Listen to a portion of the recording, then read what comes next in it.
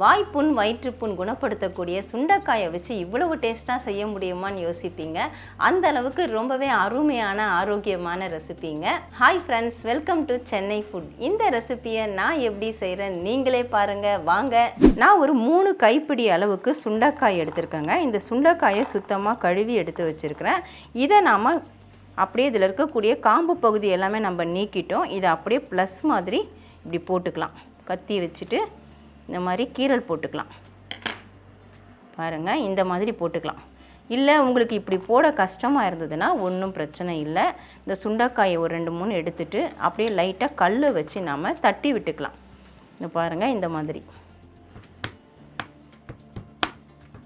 ஒரு சவுண்டு வந்தோடனே பாருங்கள் அப்படியே உடஞ்சிரும். இந்த மாதிரி இது மாதிரி தட்டி விட்டும் நாம் எடுத்துக்கலாம். இது மாதிரி செய்யும் பொழுது தான் அதில் உப்பு காரம் எல்லாமே நல்லா இறங்கும். இதே மாதிரி ரெடி பண்ணிக்கலாம். நாம் எடுத்த சுண்டைக்காய் எல்லாத்தையுமே நல்லா ப்ளஸ் மாதிரி போட்டிருக்கோங்க. எல்லாத்தையுமே நம்ம அதே மாதிரி செஞ்சாச்சு. ஸ்டவ் ஆன் பண்ணிவிட்டு ஸ்டவ்வில் கடாய் வச்சுருக்கோங்க. 3 டேபிள் ஸ்பூன் அளவுக்கு நல்லெண்ணெய் சேர்த்து விட்டுக்கோங்க. எண்ணெய் சூடானதும் நாம் இது மாதிரி கீரல் போட்டு வச்ச சுண்டைக்காயை அதில் சேர்த்துக்கலாம். சுண்டைக்காய் ஓரளவுக்கு வதங்கட்டும். ஒரு நிமிஷம் போல் ஹை ஃப்ளேமில் வச்சுட்டு சுண்டைக்காயை நல்லா வதக்கி எடுத்துக்கலாம். பாருங்கள், இப்போ நல்லா வதங்கிடுச்சு. எண்ணெய் வடிய விட்டுட்டு நம்ம பிளேட்டுக்கு மாற்றிக்கலாம். சுண்டைக்காய் எல்லாத்தையும் வதக்கிட்டு நம்ம பிளேட்டுக்கு மாற்றி வச்சுட்டோங்க. இது அப்படியே இருக்கட்டும். சுண்டைக்காய் வதக்கின அந்த எண்ணெயிலே நம்ம இப்போ தாளிக்க போகிறோம். 1 டீஸ்பூன் அளவுக்கு நான் கடுகு சேர்த்துக்கிறேன். 1/4 டீஸ்பூன் அளவுக்கு வெந்தயம். கடுகு வெந்தயம் பொரியட்டும். கடுகு வெந்தயம் இப்போ நல்லாவே பொரிஞ்சிருச்சுங்க. கொஞ்சமாக பெருங்காயத்தூள் சேர்த்துக்கலாம். 1/4 டீஸ்பூன் அளவுக்கு சேர்க்குறேன். பெருங்காயமும் இப்போ நல்லா பொரிஞ்சிருச்சு. ஒரு மீடியம் சைஸ் வெங்காயத்தை நான் நீல வாக்கில் கட் பண்ணி வச்சுருக்கேன். அதை இதில் சேர்த்துக்கிறேன். கூடவே ஒரு சின்ன பச்சை மிளகாய் 2ஆக கீறி வச்சுருக்கேன், அதையும் சேர்த்துக்கிறேன். 10 பல்லு பூண்டை தோல் உரிச்சிட்டு 2 கீறி வச்சுருக்கேன், அதையும் இதில் சேர்த்துக்கிறேன். கொஞ்சமாக கருவேப்பிலை. வெங்காயம் ஓரளவுக்கு வதங்கணும். வெங்காயம் இப்போ ஓரளவுக்கு வதங்கிடுச்சு. ஒரு மீடியம் சைஸ் தக்காளி நான் பொடியாக நறுக்கி வச்சுருக்கேன், அதையும் இதில் சேர்த்துக்கிறேன். தக்காளி நல்லா வதங்கணும். இப்போ தக்காளியும் நல்லாவே வதங்கிடுச்சு. ஸ்டவ்வை சிம் பண்ணிக்கோங்க. நான் 3 டேபிள் ஸ்பூன் அளவுக்கு குழம்பு மிளகாய் தூள் சேர்க்குறேன். மிளகாய் தனியா ரெண்டுமே நம்ம சம அளவில் போட்டு அரைச்ச தூள். சப்போஸ் குழம்பு மிளகாய் தூள் இல்லைன்னா நீங்கள் மிளகாய் தூள் எவ்வளோ சேர்க்குறீங்களோ அதுக்கு ஈக்குவலாக தனியாத்தூள் சேர்த்துக்கோங்க. இப்போ 2வது டேபிள் ஸ்பூன் சேர்த்துருக்கேன். 1/4 டீஸ்பூன் மஞ்சள் தூள். உப்பு தேவையான அளவு சேர்த்துக்கோங்க. நான் 2 டீஸ்பூன் அளவுக்கு தூள் உப்பு சேர்க்குறேன். இப்போ நல்லா கலந்து விட்டுக்கலாம். இப்போ மசாலா நல்லாவே மிக்ஸ் ஆகிடுச்சுங்க. நான் குட்டி எலுமிச்சம்பழம் அளவுக்கு ஒரு புளியை ஊற வச்சு கரைச்சி வடிகட்டி வச்சுருக்கேன். நான் அதை சேர்த்துக்கிறேன். சேர்த்துட்டு நல்லா கலந்து விட்டுடுங்க. கூடவே நம்ம வதக்கி வச்ச இந்த சுண்டைக்காய் இதை நம்ம அப்படியே வெங்காயத்தோடு போட்டு வதக்காமல் தனியாக இந்த மாதிரி வதக்கிட்டு சேர்க்கும் பொழுது டேஸ்ட் ரொம்பவே நல்லாயிருக்கும். அதனால் இது மாதிரி நீங்கள் செய்யலைன்னா இனிமேல் அந்த மாதிரி செஞ்சு பாருங்கள். இப்போ இந்த சுண்டைக்காயை நான் இதில் சேர்த்துக்கிறேன். நல்லா கொதிக்கட்டும். கொதி வந்தோடனே உப்பு காரம் செக் பண்ணிக்கோங்க. குறைவாக இருந்தால் சேர்த்துக்கலாம்.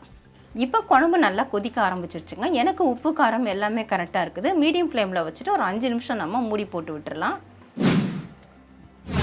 இப்போ 5 நிமிஷம் ஆயிடுச்சுங்க. நான் மூடியை ஓப்பன் பண்ணிடுறேன். குழம்பு பாருங்கள் நல்லா கொதிச்சிட்டு இருக்குது.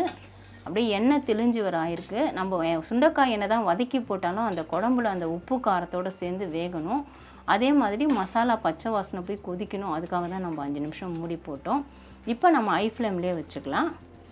நான் 2 துண்டு தேங்காய் எடுத்து அரைச்சி வச்சுருக்கேங்க. அதை இதில் சேர்த்துக்கிறேன். இது ஆப்ஷனல் தான், நீங்கள் விருப்பப்பட்டால் சேர்த்துக்கலாம். ஆனால் இது சேர்க்கும் பொழுது டேஸ்ட் ரொம்பவே நல்லாயிருக்கும்.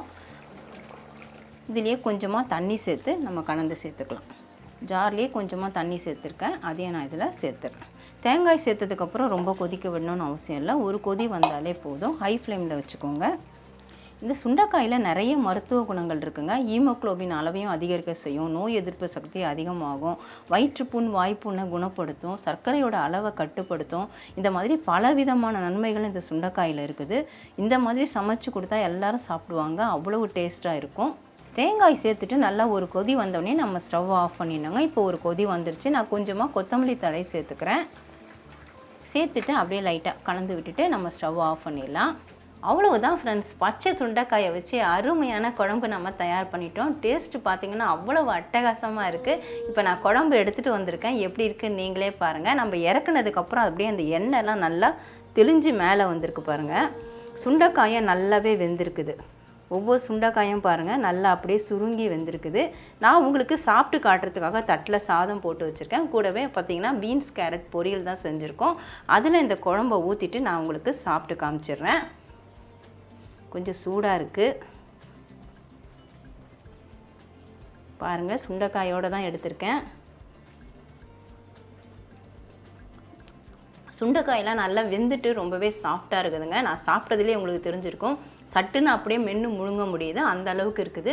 ரொம்ப ரொம்ப சூப்பராக டேஸ்ட்டாக இருக்குது. நீங்களும் இது வரைக்கும் பச்சை சுண்டைக்காயை வச்சு குழம்பு செய்யலைன்னா கண்டிப்பாக ட்ரை பண்ணி பாருங்கள். அதோட ஹெல்த் பெனிஃபிட்ஸ்லாம் என்னென்ன இருக்குதுன்னு நான் ஏற்கனவே உங்ககிட்ட சொல்லிட்டேன்.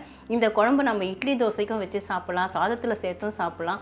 அருமையாக அட்டகாசமாக இருக்கும். கண்டிப்பாக ட்ரை பண்ணி பாருங்கள் ஃப்ரெண்ட்ஸ். ட்ரை பண்ணி பார்த்துட்டு எப்படின்னு எனக்கு கமெண்ட் பண்ணுங்கள். மறக்காமல் நம்ம சேனலை சப்ஸ்கிரைப் பண்ணிக்கோங்க, லைக் அண்ட் ஷேர் பண்ணுங்கள்.